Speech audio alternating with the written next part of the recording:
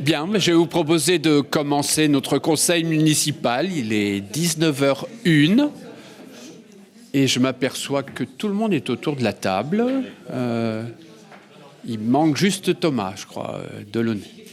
Et puis Philippe Jouet.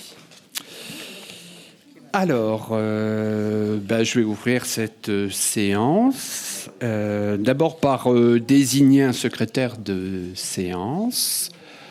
Je vais proposer que Céline Secaille puisse être notre secrétaire de séance. Qui est contre, qui s'abstient, donc merci. Céline de prendre, bien sûr, avec l'administration, la rédaction et le compte-rendu de notre conseil de ce jour. Je vais faire l'appel nominal, comme on a l'habitude de le faire. Donc, je suis présent. Nathalie Aucordier. Françoise Lacaille-Lenné. Olivier Marical. Présent. Jocelyne Brochard. Christophe Barré. Présent. Marie Chaillet. Xavier Auguel. Antoine Ojeda. Marie-France Fouchard. Isabelle Bergenot. Patrice Renaud. Philippe Jouet est excusé et donne pouvoir à Antoine Ojeda. Catherine Recher. Laetitia Hertz. Jean-Luc Delceau. Fatima Bouchama. Céline Secaille. Quentin Bousse. Thomas Delaunay est excusé et donne pouvoir. Hop là. À qui? À Marie Chaillet, parce qu'il ne se donne pas tout seul pouvoir.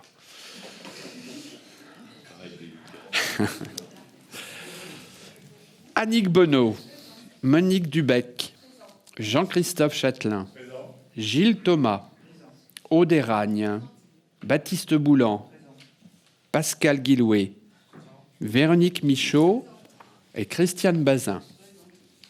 Bon, écoutez, on a largement le quorum ce soir, donc en cette fin d'année.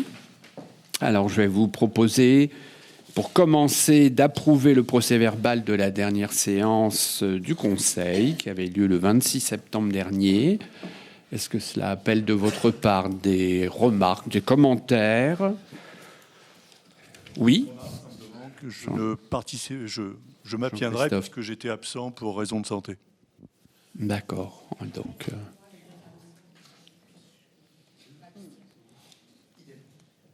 bon, voilà. On a donc validé ce conseil, ce compte-rendu, ce procès-verbal, avec 3 abstentions, pour ceux qui, effectivement, n'ont pas pu débattre avec nous, pour X ou Y raison. Mais si vous êtes là, c'est que les raisons de santé ont disparu, je l'espère pour vous. On passe ensuite aux différentes décisions prises dans le cadre de la délégation du conseil municipal. Alors, avez-vous des questions, des remarques par rapport à ces décisions? Monique Dubec, oui. On prend le micro, merci. Bonsoir. Alors, c'est pas une... Ça marche pas. C'est pas une remarque par rapport aux décisions du maire, mais on voulait revenir sur la consultation, dire 2 mots, si vous permettez. Donc, à Biorel, nous sommes nombreux à nous être mobilisés pour la réouverture de la piscine.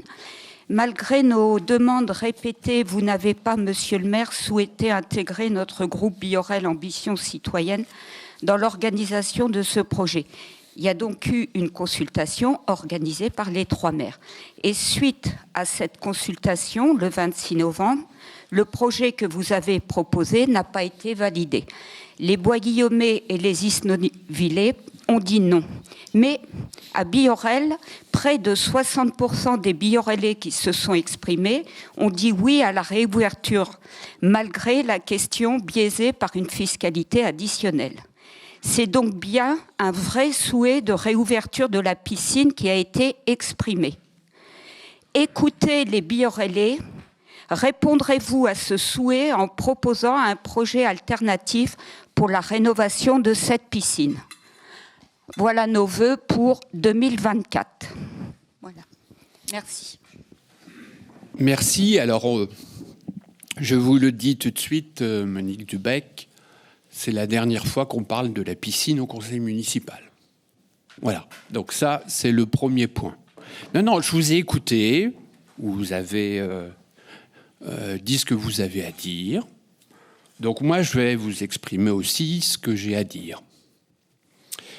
Alors d'abord, il faut dire que les résultats sont sans interprétation.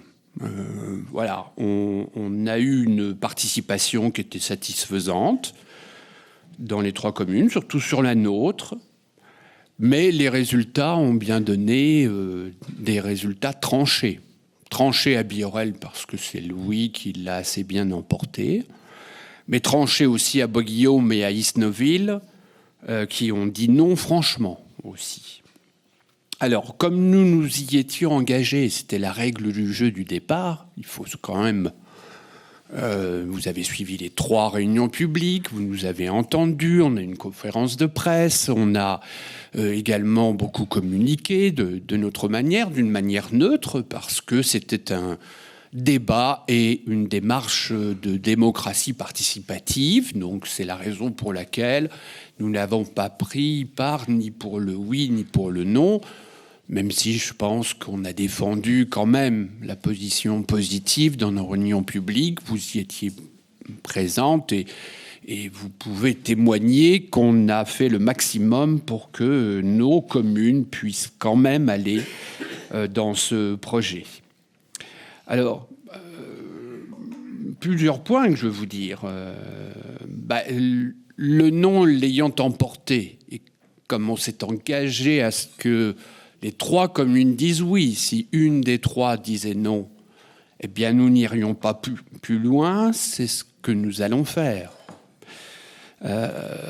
Si je faisais le contraire, en disant je ne respecte pas finalement la consultation qui a été faite, parce que c'est ce que vous me demandez de faire, de ne pas respecter la règle qu'on avait définie sur nos 3 communes.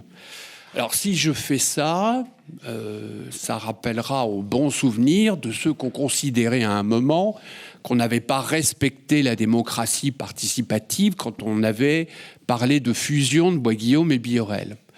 Alors on me dirait, Houbron continue dans cette direction. Bon.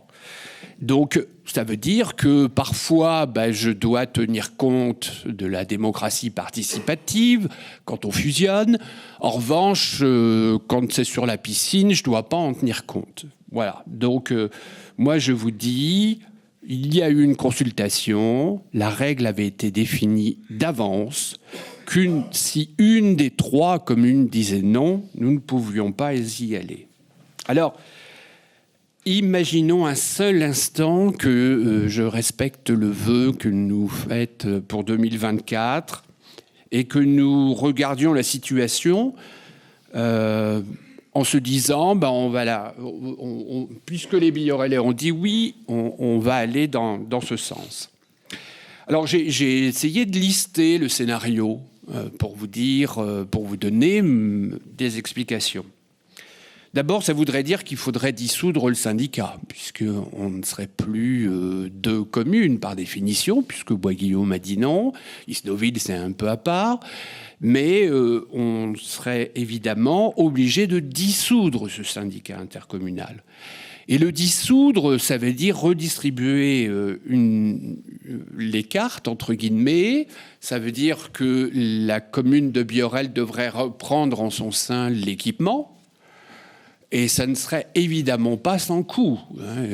Les élus de Bois-Guillaume ne vont pas nous donner 1 euro symbolique pour nous donner ce qu'ils ont aussi payé pendant des années lorsque la piscine était en exploitation. Donc ça signifie déjà qu'on aurait un coût assez élevé, sûrement. Je ne l'ai pas évalué, puisque pour l'instant on n'en est pas là. Mais déjà un coût de dissolution donc, de ce syndicat. Premier point. Deuxième scénario, je veux dire, ou deuxième étape plutôt. Le coût de la rénovation serait le même. À 3 communes ou à 1, on a déjà donc l'étude, elle était très détaillée, et donc on connaît précisément quel serait le coût de cette rénovation. Ça signifierait alors que si c'est nous qui allons dans la rénovation de cette piscine, eh bien que nous aurions à prendre l'intégralité de l'emprunt. L'intégralité de l'emprunt, bah oui. Alors, attends, avec des sous, oui. C'est vrai que j'ai une machine à billets dans mon bureau. Bon. Donc, ça signifierait que ce serait la ville qui serait contrainte de s'endetter, ce qui fera augmenter évidemment notre capacité de désendettement. On verra dans les orientations budgétaires ou autres, et surtout en 2024, que nos emprunts vont chuter. Donc, on va avoir une capacité de désendettement qui nous permettra de reprendre nos investissements de manière forte sur la performance énergétique de nos bâtiments publics. Et donc, si on mettait toute cette capacité d'endettement qu'on a réussi quand même pendant 10 ans à faire chuter après la diffusion, eh bien, si on mettait toute cette capacité d'endettement dans la piscine, ça signifierait qu'on ne pourrait plus du tout investir dans les autres bâtiments, notamment dans les écoles. Et je crois que vous êtes sensibles aux écoles publiques, qui ferait qu'on ne serait plus en capacité. On va mettre 1 million d'euros normalement l'année prochaine, en 2024, pour la performance énergétique de Coty. Et il faut bien continuer à Méliès ou à l'Arpin et les autres écoles. Eh bien, nous ne serions plus en capacité d'emprunter pour faire ces investissements si on mettait évidemment le paquet intégralement sur le coût de rénovation. Alors vous me direz, oui, mais si on sort du syndicat, on peut obtenir des subventions par la métropole. Moi, je veux bien faire le calcul, mais en fait, ça ferait baisser un peu le montant des travaux à faire. Ça baisserait évidemment, par conséquent, le niveau d'emprunt. Mais l'emprunt qu'on serait obligé de contracter, qui était jusqu'alors dans le schéma où on gagnait sur les 3 communes réparti à 3, mais là, il n'y aurait plus qu'un emprunt.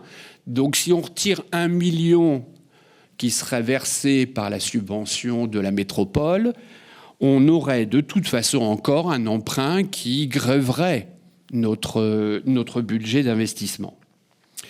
Alors, en fonctionnement, le déficit d'exploitation serait identique. Si on repart sur le même niveau, je suis dans le scénario, on a rénové la piscine, on garde nos 600 000 euros de déficit d'exploitation. C'était peut-être la fourchette haute. Alors, je vais même encore baisser un peu si vous le souhaitez. Mais si on garde le même principe, ça veut dire qu'il faudrait multiplier par 2 ou par 3, en fait, la contribution du contribuable direct. La contribution initiale serait évidemment doublée, voire triplée. Alors, moi, je ne me suis pas engagé là-dessus au moment de la consultation. Et je ne suis pas certain dans le simulateur que pour ma maison, j'aurais dû payer 53 €. Si on m'avait proposé 180 € ou même 140, j'aurais peut-être pas eu tout à fait la même attitude. Enfin, en tout cas, pour peut-être un nombre de contribuables qui étaient prêts à donner une certaine somme, mais pas le triple. Et c'est ce qu'il faudrait faire si on voulait faire payer le déficit d'exploitation par les contribuables. Alors, il y a encore un scénario sur ce déficit d'exploitation, c'est de dire, oui, mais la commune pourrait en prendre une partie dans son budget de fonctionnement. Ça dégraderait, à mon sens, tellement l'épargne brute. Parce que c'est ça, si on va chercher, ou alors on supprime les subventions aux associations, par exemple, on cesse on ferme même quelques bâtiments pour faire descendre la facture énergétique, par exemple, parce que voilà, ça, ce sont des charges de fonctionnement qui sont des charges fixes. Et qu'on aurait du mal à diminuer. Et ça signifierait quoi si on a du mal quand même à diminuer nos dépenses de fonctionnement? Eh bien, on n'aurait plus d'épargne brute. Et si on n'a plus d'épargne brute d'un côté et qu'on a augmenté, on a surendetté la ville pour faire les investissements de la piscine, ben vous voyez bien qu'à un moment, il y a un goulot d'étranglement et on serait obligé d'augmenter encore les impôts. Finalement, ce qu'on aura pris sur le budget, ben, il faudra bien le trouver quelque part. Et ce n'est pas l'État qui va nous le donner. Je vous rappelle toujours le même chiffre. En 2012, on avait 1,8 million de dotation. Aujourd'hui, on en a 1,1 million. Voilà, entre deux, il y a eu Hollande qui est passé et d'autres qui font que... Et puis surtout la baisse du nombre d'habitants aussi, qu'on est passé d'1,8 million à 1,1 million. On les a pas voilà, ils sont partis comme ça, vous voyez, 700 000 euros par an. Et donc, on ne peut pas considérer qu'on prendrait une part de notre budget pour payer le déficit d'exploitation. Voilà aussi encore une démonstration. Ou alors, il faudrait aller beaucoup plus loin dans la tarification. Et on ne demanderait pas aux Biorélais de payer 2 euros d'entrée, comme on a voulu le proposer, mais 10 ou 12 euros par habitant pour entrer dans la piscine, ce qui est évidemment inimaginable. Alors, autre point aussi, c'est que la participation pour les écoles, pour l'apprentissage de la nage, évidemment, si on avait une piscine, mais enfin, dans une délégation de service public, c'est pas gratuit non plus. Donc, il y aurait évidemment des créneaux qui seraient payés pour nos propres écoles. Alors, ça n'irait pas aussi, de manière aussi élevée que dans une autre piscine, mais je cherche mon papier qu'on vient de me donner tout à l'heure, en début du dossier, parce que je crois que c'est Annick Bonneau qui a posé la question de savoir combien nous coûtait à l'heure actuelle le transport. Ah non, ça on l'a pas mis. Bon, ah non, c'était le coût de la consultation qui est de 9 135 euros, précisément le coût de cette consultation. Donc, je croyais que j'avais les chiffres, hein, mais on va vous les donner quand même parce que je crois que quelqu'un l'a réclamé, peut-être, non ? C'est ça. Et vous l'aviez eu ? Non ? Non. Bon.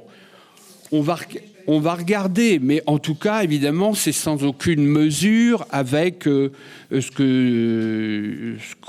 qu'il faudrait réserver si on avait rouvert la piscine. Alors, vous voyez bien que c'est aujourd'hui inimaginable, irréaliste d'imaginer qu'on va pouvoir maintenir une piscine à Biorel. Donc, c'est pour ça que je vous dis, Monique, que c'est la dernière fois qu'on débat de ce dossier.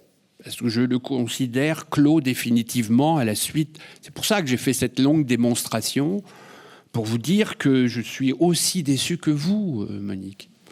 Parce que moi, j'ai aussi appris à nager dans cette piscine. Et la piscine Transat, quand on parlait de Transat, c'était Biorel. Alors, je suis obligé de clore ce dossier, même si sentimentalement, c'est difficile pour moi. Et puis, un élu, on n'aime pas fermer un service public, on préfère en ouvrir. Mais quand même, après, il faut se tourner vers l'avenir, parce que c'est ça notre responsabilité d'élu, c'est de regarder les perspectives d'avenir. Et voilà, nous avions pris dans nos engagements politiques, là pour le coup, le projet d'avoir une nouvelle salle culturelle de loisirs, une salle polyvalente. Et on avait un peu ce sentiment de le faire du côté de l'hippodrome, peut-être au niveau des tribunes, et puis de l'imaginer différemment. Alors je crois qu'on aura à discuter ensemble, à débattre, hein, parce que ce projet, il ne se fera pas dans le bureau du maire, pour que nous imaginions à la place de la piscine, non pas une résidence, un immeuble ou quoi que ce soit, mais plutôt voilà, un projet de ce type qui va à la fois nous apporter une offre supplémentaire, nouvelle, qui va aussi peut-être nous débarrasser de quelques bâtiments énergivores et qui nous coûtera sûrement en exploitation, pour le coup, bien moins cher qu'une piscine qu'on aurait à financer seule. Voilà ce que je voulais vous dire sur votre question que vous nous avez lancée. Pour conclure, Les 60% de biorélais vont apprécier effectivement votre démonstration, monsieur le maire. Il n'empêche que des groupes de biorélais associatifs et sportifs réfléchissent déjà à un projet alternatif pour la réouverture et le financement de ce lieu, en s'appuyant évidemment sur les expériences des piscines alentours. Nous vous proposerons ce projet dans les mois qui viennent. Oui. Voilà. Si vous trouvez un équilibre budgétaire, je vous applaudirai dès demain. Enfin, l'idée, c'est pas que la ville donne 0 €, que la ville participe aussi aux frais de fonctionnement. Ça paraît quand même un petit peu normal, d'autant plus que les impôts, là, cette année, ont augmenté de 7%. Il va y avoir les impôts sur le foncier, les impôts fonciers, pardon. Et donc, ça va faire des recettes supplémentaires pour la ville. C'est déjà fait. Comment ? Madame Dubec, c'est déjà fait. Oui, mais... Ils sont dans le budget 2023. Oui, Et dans le budget 2024, ça sera la même somme qu'en 2023. Et tous les ans, il y a des augmentations, donc tous les ans, les recettes augmentent. Ne dites pas que ça viendra en plus, les 7%, c'est faux. Et Ils puis, sont déjà dans le budget. Évidemment, il n'empêche que les 300 000 €, enfin le déficit d'exploitation était jusqu'en 2016 quelque chose qui était tout à fait Non, mais possible. on ne veut pas refaire le débat. Non, on ne refait pas le débat. Les 60% de Je vous ai donné le niveau des recettes de la ville. Vous qui étiez les uns et les autres opposés à un PLUI, que vous trouviez... voilà, le maire bétonneur, je me souviens, hein, bon... le maire bétonneur, heureusement qu'on a permis au parcours résidentiel d'aller jusqu'au bout parce qu'il n'y avait pas cette offre-là sur Biorel. Et aujourd'hui, heureusement qu'on l'a parce qu'on a l'accroissement de l'assiette fiscale. Voilà, c'est repenser la ville sur elle-même. Et je crois qu'on ne l'a pas si mal fait que cela quand on voit le niveau de l'immobilier à Biorel. Bon, voilà. Donc les ressources, elles ne viennent pas du ciel. Non. Non, mais on peut avoir tous les plus beaux projets du monde. C'était un très beau projet, la rénovation de la piscine. Voilà. Les enfants n'iront toujours, iront à la piscine sur Mont-Saint-Aignan et ne pourront pas avoir toutes leurs séances comme ça aurait été possible dans la piscine Transat. Eh bien, oui.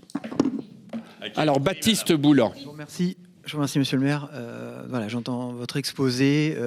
Effectivement, il s'entend. Hein.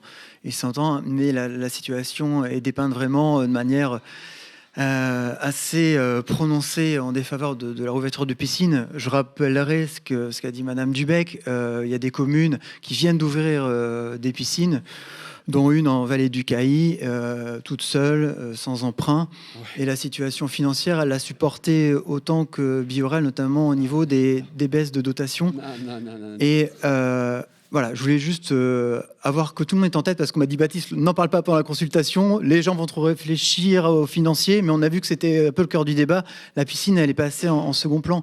Il y a un moment, on a eu 300 000 € dans le budget communal pour financer la piscine. Et Biorel et Bois-Guillaume. Où sont ces 300 000 €? Ils sont noyés dans la masse pour payer peut-être. Non. Les 300 000 €. Les 300 000 € de déficit. Si je peux terminer mon propos et commencer d'ailleurs.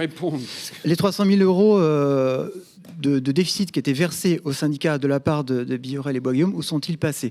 J'avais promis moi aussi de ne pas reparler de ce sujet-là. On a quand même la dotation tous les ans qui nous tombait de la métropole de 300 et quelques mille euros, 306 000 € pour compenser la taxe d'enlèvement des ordures ménagères, qui s'imposait aussi aux contribuables de la taxe foncière biorélais. Là aussi, ils sont passés dans l'escarcelle commune. Comme la plupart des communes. Oui, certainement. On est à 600 000 €. Et là, on va voir dans une délibération qu'en dépenses imprévues, on est à 490 000 €. C'est-à-dire que ce sont des sommes qu'on a réussi à mettre de côté. On va enlever 90 000 € parce qu'effectivement, il y a eu au niveau des dépenses RH des imprévus. Donc voilà, on arrive à 600 000 € plus 300 000. On arrive à 900 000 € Voilà, je vais rajouter les 7% d'augmentation des vaches. Et les prochaines, voilà, je voulais juste que les biorelais qui croient encore, les 60% de biorelais qui croient encore à la réouverture des piscines, y croient encore. Avec le système qu'on peut imaginer ensemble, avec les associations. Je disais, vous n'êtes pas des doux rêveurs. Il y en a qui l'ont fait, il y en a qui ont concrétisé des rêves. Même si aujourd'hui, on vous dit que c'est pas possible. La métropole, elle verse 2 millions. Elle n'est pas toute seule. Il y a la région, il y a le département. Il y a l'État. Donc, on n'est pas tout seul quand on ouvre une piscine ou un autre équipement public en France. Et c'est quelque chose qu'il faut aussi souligner dans ces doux rêveurs qui n'en sont pas. Voilà, je voulais juste redéfendre un petit peu ce projet, le remettre sur... Équilibrer un peu le débat, monsieur le maire. On l'a dit depuis le début. Là, on a dit depuis le début... Je suis pragmatique, moi, je ne suis pas rêveur, je suis maire de Biorel. Vous êtes plus que pragmatique. Mais... Voilà, sur cette... Qu'est-ce que je veux dire mince, vous m'avez interrompu. Non, mais je suis désolé, c'est la fin de journée, elle était longue. Continuez à faire de la démagogie. Puis non, je vous dis juste que c'est possible, il faut juste... Mais oui, c'est possible. Et le tarif, effectivement, il ne sera pas... Vous travaillez dans quelle collectivité? Je travaille à Canteleu, je travaille à Déville-les-Rouen. Ouais, bon. Bah, vous avez de la chance de travailler dans des communes riches. Ce sont des communes riches. Vous voulez que je les cite? Canteleu et Déville-les-Rouen sont une commune riche. Oui, oui. Et je peux vous le prouver en regardant nos budgets. Alors, ils ont un secret. D'accord. Ils ont un secret parce qu'il y a eu un emprunt il n'y a pas longtemps de 250 000 €. Ces deux communes ont 0 d'emprunt. Mais oui. 0 d'emprunt. Forcément. Je suis pas là pour défendre. Attendez, je vais pas vous parler de la Poste. On va pas faire de la gestion et de... Je vais pas vous parler de... Non, mais c'est bon.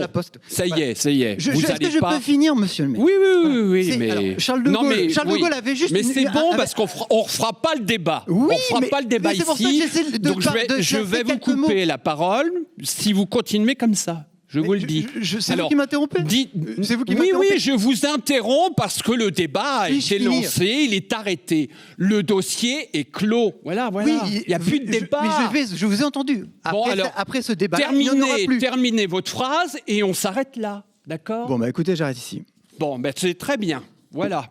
J'ai répondu à Madame Dubec et on continue, et maintenant dans l'ordre du jour, parce que ça ne l'était pas, du conseil municipal. Moi, j'en ai assez de ces gens qui donnent des leçons de morale ou autre. Pourquoi la métropole n'a pas pris la compétence des piscines? Pourquoi? Mais parce qu'effectivement, il y a des communes riches qui ont encore la capacité de réussir. Elles sont même sans endettement, vous vous rendez compte? Sans endettement. Nous, on ne pourrait pas le faire. Voilà. Alors, on s'arrête là et on va commencer les délibérations. Je vous propose de passer à la délibération sur les recrutements d'agents contractuels au service, à la direction générale des services. Alors, non, mais on les a passés. On a pris tout le temps imparti sur les décisions. Oui, on a pris tout. Alors moi, je passe maintenant aux délibérations. Voilà. Moi, j'étais pas venu ici pour polémiquer sur la piscine, et vous l'avez fait. Alors, c'est tout. Je passe, c'est moi qui ai la police du conseil municipal, et nous passons maintenant aux délibérations. Voilà. Donc, si vous demandez la... non, mais moi, c'est vous qui décidez, mais...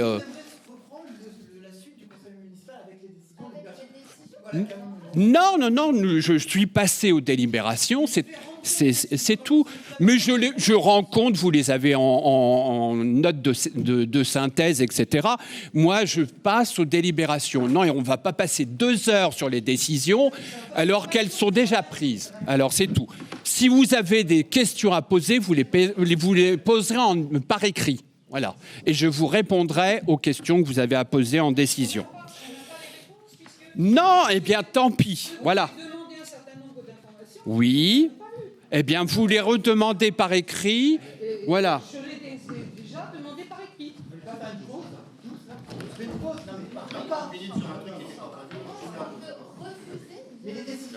Non, refusez.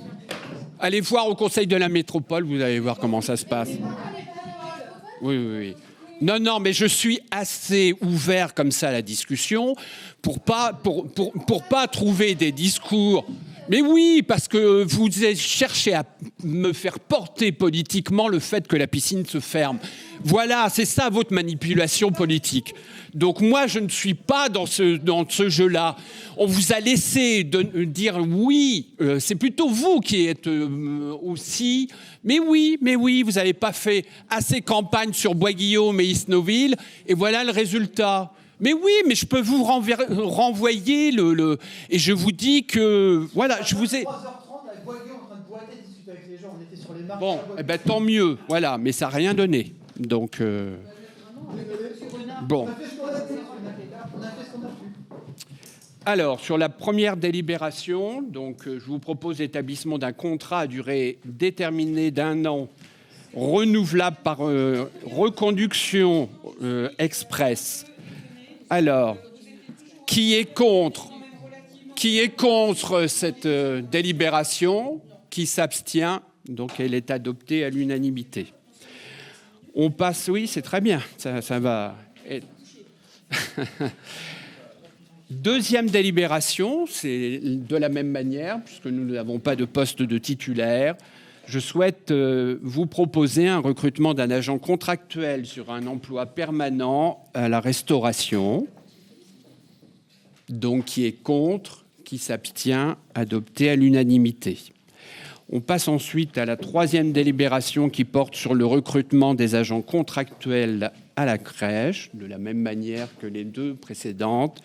Qui est contre, qui s'abstient, adopté à l'unanimité. On passe ensuite à la délibération 4 sur l'adhésion de la solution de signature électronique. Donc ça, c'est avec la CAF qui nous demande de prendre cette décision. Donc qui est contre, qui s'abstient, adopté à l'unanimité. Je cède la parole maintenant à Christophe Barry.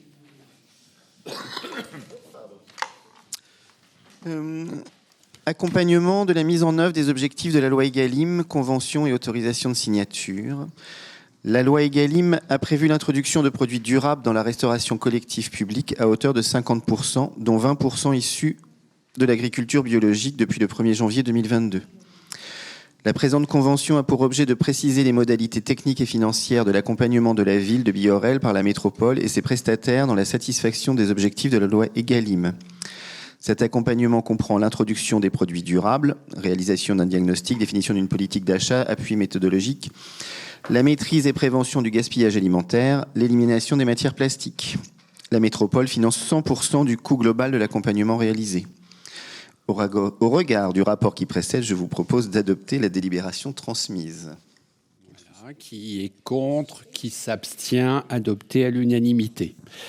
Ensuite, c'est Françoise Lacaille qui va prendre la parole sur sa délibération.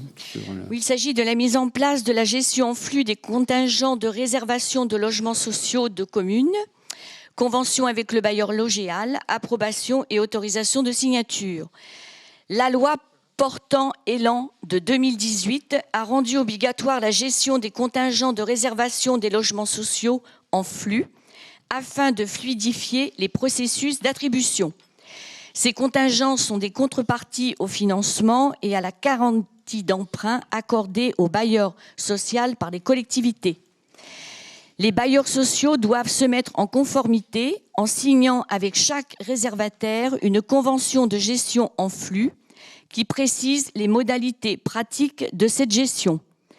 La ville de Biorel est réservataire de logements sociaux au titre des garanties d'emprunt au bailleur social Logéal pour ses prêts à la réalisation de logements sociaux ou leur réhabilitation et ou d'aide apportée lors de la construction des logements. Une convention jointe en annexe à la présente délibération doit être signée. Au regard du rapport qui précède, je vous propose d'adopter la délibération transmise. Merci beaucoup. Donc, je vais mettre aux voix qui est contre, qui s'abstient, adopté à l'unanimité. Françoise continue. Donc. Merci. Bon, je pense que la prochaine, je vais peut-être pas vous relire la même chose, sauf que le bailleur social, c'est Logéocène. Sinon, il s'agit véritablement de la même possibilité pour les prêts, des réalisations de logements sociaux ou leur réhabilitation et ou d'aide apportée lors de la construction des logements. Une convention jointe en annexe à la présente délibération doit être signée. Au regard du rapport qui précède, je vous propose d'adopter la délibération transmise. Voilà, de la même manière, donc effectivement, c'est le dispositif qu'on peut adopter. Donc, qui est contre, qui s'abstient, adopté à l'unanimité. On passe ensuite à une rétrocession d'une concession funéraire. Ça arrive assez rarement, mais c'est Jocelyne Brochard qui va nous le présenter. Effectivement, un usager a acquis une concession funéraire pour une durée de 30 ans. Aujourd'hui, il souhaite rendre cette concession à la commune et demande son remboursement. Une rétrocession doit préalablement être acceptée par une délibération du conseil municipal qui prévoit également l'indemnisation du concessionnaire. Ici, il s'agit d'un remboursement intégral. Au regard de ce rapport, je vous propose d'adopter la délibération transmise. Merci. Je crois que personne ne voit d'inconvénient pour cette concession. Donc, qui est contre, qui s'abstient, donc elle est aussi adoptée à l'unanimité. Alors, je vous propose de passer ensuite donc aux finances. Alors, on va parler de budget et de modifier. Alors, il faut quand même préciser, Olivier Marical, qu'on avait quand même élaboré le budget au plus juste, puisque ça n'est que la modification numéro 1 et on arrive au mois de décembre. Alors on va voir pourquoi, parce qu'effectivement, il y a eu des dispositions de prise sur le personnel par le gouvernement, mais qui impactent grandement notre masse salariale. Et donc il y a quelques ajustements qu'il faut faire, notamment sur ce point. Donc, je vais céder la parole à Olivier Marical donc, pour nous proposer cette décision modificative du budget numéro 1. Oui, merci. Alors, c'est la même chose que ce que je vous ai dit en groupe majoritaire. Je ne vais pas vous en donner d'autres. Les chiffres sont les chiffres. Alors, c'est bien effectivement la seule DM de l'exercice. Alors, je vous rappellerai simplement les principaux chiffres. En fonctionnement, nous avons 26 000 euros, c'est l'indemnité de décès pour le personnel municipal. Et en recette, vous avez le remboursement de l'assurance. Voilà. Après, les 60 293,48 qui apparaissent dans le fonctionnement, ça, la décomposition est ainsi. C'est 40 880 en travaux en régie. 253, c'est des subventions d'investissement reçus qui datent des années antérieures. Et 19 160, c'est ce qui a été pris sur les dépenses imprévues. Et 840, c'est simplement un complément de dotation sur l'exercice 2023. En investissement, on a 4 800, c'est un virement de compte à compte tout simple. Les 20 000, c'est la place de l'église, puisqu'on a reçu la facture de la métropole concernant le réaménagement de la place. Donc on ajoute 20 000 sur la convention de maîtrise d'œuvre, puisque apparemment il y a 20 000 en plus. On a 40 880 de travaux en régie, c'est-à-dire tous les travaux qui sont faits par la commune, mais qui sont de l'investissement. Donc c'est 40 000 en régie, puis 253, c'est les subventions d'investissement reçues. Alors, comme le disait monsieur le maire, il y a très peu d'écriture d'ajustement sur le budget 2023. Ce sont des opérations qui n'étaient pas identifiables lors de la préparation du budget. Alors, pour information, et vous comparerez avec les chiffres que monsieur Boulan a dit, je vous dis le solde de dépenses imprévues de fonctionnement au 31/12/2023, 204 000. Solde des dépenses imprévues investissement au 31/12/2023, 86 000. Ça fait donc 290 000 et non pas 900 000, comme a dit M. Boulan. Très loin de la réalité, visiblement. Alors, ces sommes viendront en résultat, dans le résultat 2023, et seront, on en fera ce que l'on voudra, en 2024. Les principaux travaux en régie, pour ceux qui pourraient nous écouter, c'est le réfectoire, Coty, pour les primaires, les vestiaires Coubertin, les travaux faits au Petit Lido, le parvis de l'hôtel de ville, l'éclairage LED dans les écoles et à l'église, et des robinets thermostatiques à l'hôtel de ville qui ont été installés. Donc, d'autre part, je vous signale également dans l'arrêté, dans les décisions du maire, il y a une décision 2023-105 financière du 28/11/2023 qui est un complément de 91 000 euros dans le chapitre 012 personnel. Donc ça veut dire que cette année, le budget, il manquait 91 000 pour boucler le budget personnel. C'est une augmentation du point d'indice, des carrières du personnel qui grimpent. C'est pareil, tout à fait logique et dans la logique du système. Mais ça a coûté quand même 91 000 euros cette année. Donc l'année prochaine, il faudra encore certainement s'attendre à une augmentation du point d'indice, puisqu'il suit quand même plus ou moins l'inflation. Donc il faudra s'y attendre et il faudra le prévoir pour éviter ce genre de choses. D'autre part, vous l'avez vu là en décision du maire, c'est une très bonne chose parce que l'année prochaine, toutes les DM se passeront par décision du maire. Je vous le dis tout de suite, vous n'aurez plus, sauf s'il y a du passage du fonctionnement à l'investissement. Tout le reste, ça sera décision du maire. Donc ça ira beaucoup plus vite. Enfin voilà. Donc je vous propose... Ça ira plus vite. Voilà, ça ira plus vite. Je vous propose d'adopter la délibération qui vous a été transmise. Merci. Alors effectivement, on le sait, toutes les communes de France sont touchées par les revalorisations des fonctionnaires territoriaux. Alors c'est vrai que pendant des années, le point d'indice n'a pas bougé. C'est vrai aussi que le pouvoir d'achat, pour le coup, avait baissé. Et le coût de la vie, l'inflation a aussi beaucoup augmenté. Les factures ont augmenté pour tout le monde. Donc tout cela est justifié, évidemment, par à la fois les dispositions législatives et les décisions réglementaires. Alors, on accompagne forcément à notre niveau ces revalorisations. Et donc, vous avez vu qu'on a abondé donc, la masse salariale, notamment de 91 000 euros. Donc, il y a un certain nombre évidemment en brut, puisque c'est aussi soumis, évidemment, à l'URSSAF et aux autres prélèvements sociaux. Voilà, mais en dehors de cela, il y a quelques ajustements de plus que nous a dit Olivier Marical, qui sont tout à fait acceptables. Heureusement, justement, puisque M. Boulan le disait tout à l'heure, mais heureusement qu'on a une bonne gestion de notre budget qui fait que on peut assez facilement reprendre sur la ligne de dépenses imprévues pour suppléer justement aux difficultés qu'on aurait en plus. Et puis quand on a élaboré le budget aussi, on ne savait pas précisément quel serait le coût énergétique de nos factures. On aurait pu les voir encore s'envoler un peu plus.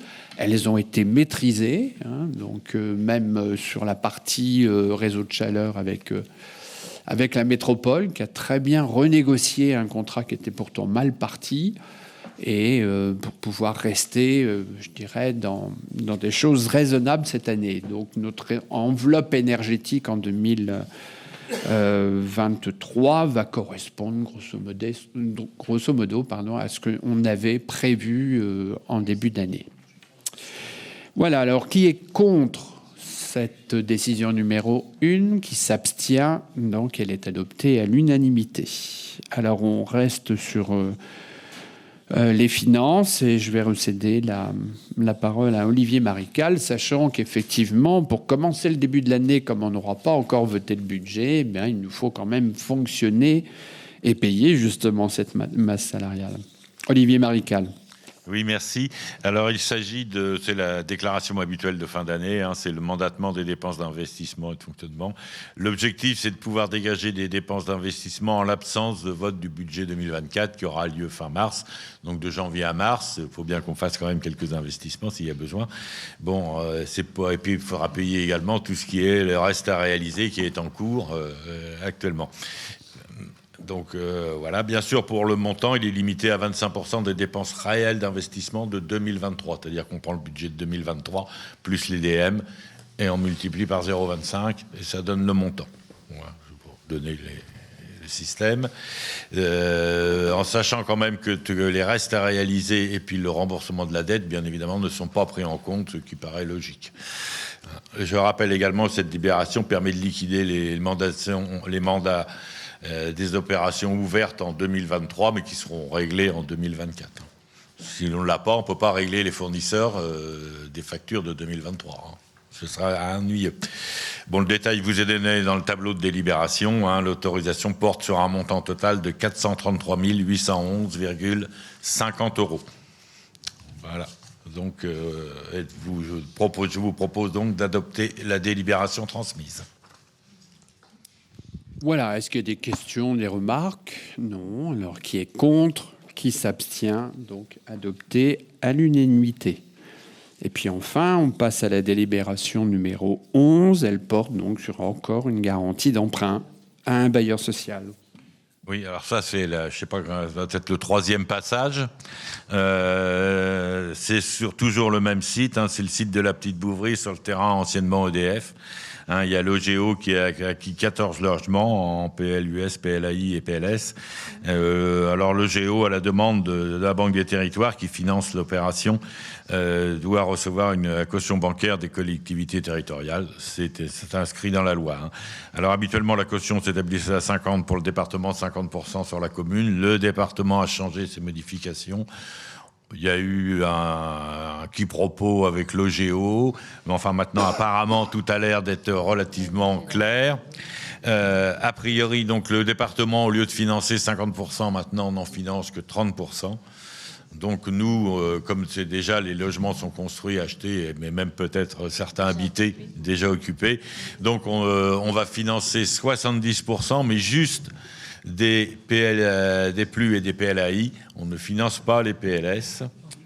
Donc voilà, on arrive alors à ce total. C'est garantie d'emprunt, oui, pardon. Les PLS sont uniquement pris en charge totalement à 100% par le GEO. Ils n'ont plus de garantie des collectivités territoriales sur les PLS. Donc le total du prêt pour les 14 logements, le GEO, c'est 714 000 en gros. La part du prêt cautionné, puisqu'on retire le PLS, c'est 450 000. Le prêt spécifique, le GEO, qui n'a aucune garantie, c'est 265 000, ce qui fait un montant cautionné pour Billorel de 315 000, c'est-à-dire inférieur à ce qu'il y avait avant. Puisqu'avant, si on prenait les 3 à 50%, ça nous faisait 357 000. Là, on n'en prend plus que 2, mais à 70%, mais ça fait que 314 000 ou 15 000. Voilà. Donc, je vous propose d'adopter la délibération transmise. Merci. Est-ce qu'il y a des remarques ou des commentaires? Non. Donc, qui est contre? Qui s'abstient? Donc, adopté à l'unanimité. Écoutez, nous arrivons au bout de l'ordre du jour. Bon, vous dire quand même que je déplore le départ de nos élus d'opposition. C'est vrai qu'ils sont en règle générale dans une opposition constructive. Ils disent eux-mêmes qu'ils votent beaucoup de nos délibérations. Et j'ai la faiblesse de penser que c'est parce que, justement, nous avons beaucoup de travail en amont dans nos commissions avec eux. Ils participent grandement à nos activités. Ils sont aussi présents sur le terrain avec nous. Et quand on a besoin d'eux, ils savent aussi répondre présents. Mais en l'occurrence, sur la question de la piscine, ils sont totalement irréalistes, rêveurs. Alors, il est certain qu'on a tous envie, on aurait eu envie d'avoir ce projet à gérer, puisque c'est nous qui l'aurions géré pour la réouvrir. Ça n'a pas été possible, mais ce n'est pas de notre fait, de toute façon. Et on ne peut plus imaginer aujourd'hui un projet alternatif tant que, la métropole ne sera pas en capacité ou en volonté politique pour réouvrir donc une piscine sur notre territoire. Alors, quand même, leur réaction est assez enfantine, je pense, parce que on voit bien là qu'il y a une forme d'impuissance. Et puis surtout, ce qui m'inquiète, c'est leur manière de voir la gestion de la commune. Parce que quand on connaît bien le budget très contraint d'une commune comme la nôtre, il suffit de regarder les différents ratios financiers et budgétaires, eh bien, on voit bien qu'on ne peut pas seul se lancer dans un tel projet. Alors, s'ils avaient été au pouvoir, je ne sais pas comment ils auraient agi, en fait, soit en augmentant de manière inconsidérée les impôts, mais ça, c'est vrai que la gauche aime bien augmenter les impôts, ou bien ça aurait été effectivement, d'avoir un budget totalement contraint sur le reste.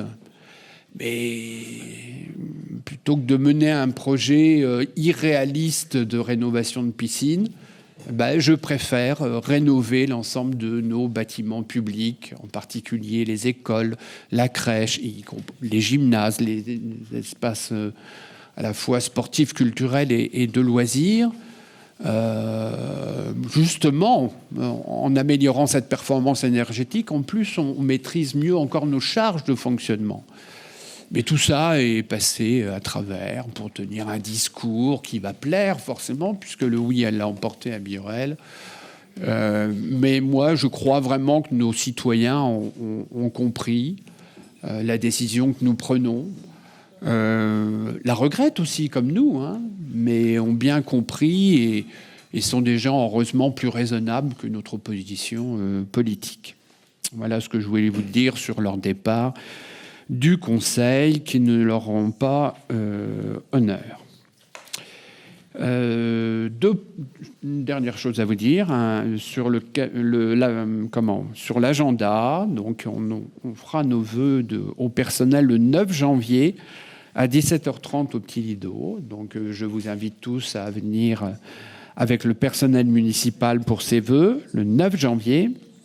Et puis les vœux aux associations, corps constitués, etc., ont lieu le jeudi 18 janvier à 18h30, donc une heure après, aussi au Petit Lido. Donc on a l'occasion après de récompenser et de remercier l'ensemble de nos associations qui œuvrent tout au long de l'année. Marie Chaillet, oui, dernière chose. Voilà, je voulais juste parler un petit peu du Téléthon, parce que c'était ce week-end. On a fait donc la soirée cabaret, qui a très bien marché. On avait 91 personnes présentes, donc c'était bien. Le samedi après-midi, le bien-être, le temps n'était pas excellent, mais on a quand même... Alors, je vais vous dire, pour la soirée cabaret, on a fait 1042 €, donc c'est bien. Le samedi bien-être, on a fait 150, mais on a eu du monde.